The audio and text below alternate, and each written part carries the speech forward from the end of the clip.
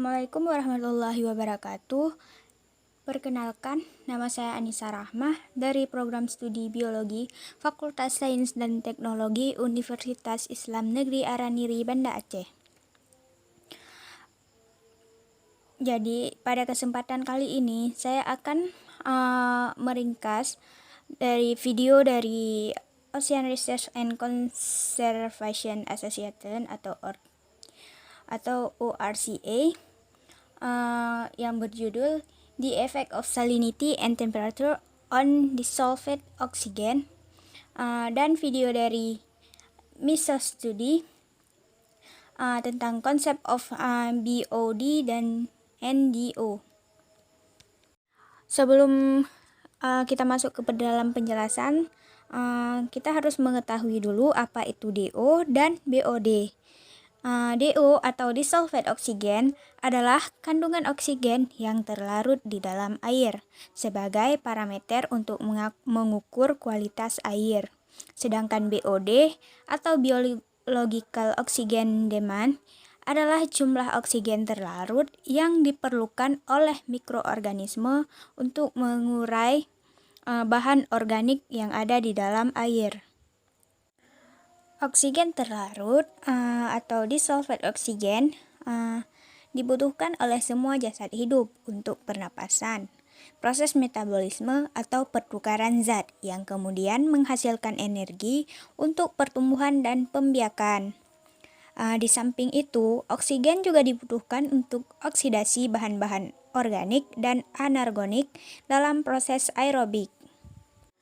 Oksigen sangat memegang peranan penting sebagai indikator kualitas perairan karena oksigen terlarut berperan dalam proses oksidasi dan reduksi bahan organik dan anorganik. Oksigen sangat dibutuhkan oleh semua jasad hidup untuk pernapasan dan proses metabolisme. Dalam perairan, oksigen berperan dalam proses oksidasi dan reduksi. Bahan kimia menjadi senyawa yang lebih sederhana sebagai nutrien yang sangat dibutuhkan oleh organisme perairan.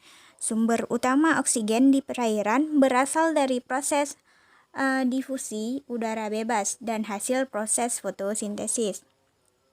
Nah, untuk mengetahui kualitas suatu perairan, parameter oksigen terlarut atau DO dan kebutuhan oksigen biokimia atau BOD memegang peranan penting. Prinsip penentuannya bisa dilakukan dengan cara titrasi iodometri atau langsung dengan alat diometer. Suatu perairan yang tingkat pencemarannya rendah dan bisa dikategorikan sebagai perairan yang baik, maka kadar oksigen terlarutnya lebih dari 5 ppm dan kadar oksigen biokimianya berkisar 0 sampai 10 ppm. Jika nilai DO atau oksigen terlarut pada air semakin tinggi, maka kualitas air akan semakin baik. Dan pada umumnya, pada suhu 20 derajat Celcius, tingkat DO maksimal adalah 9 ppm atau part per million atau setara dengan miligram per liter.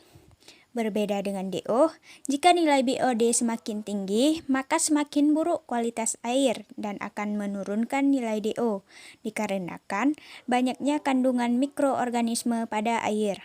Akibatnya, ikan dan organisme air kekurangan DO.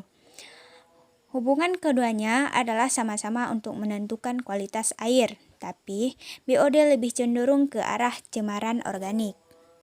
Demikianlah yang dapat saya sampaikan. Lebih dan kurang saya mohon maaf. Assalamualaikum warahmatullahi wabarakatuh.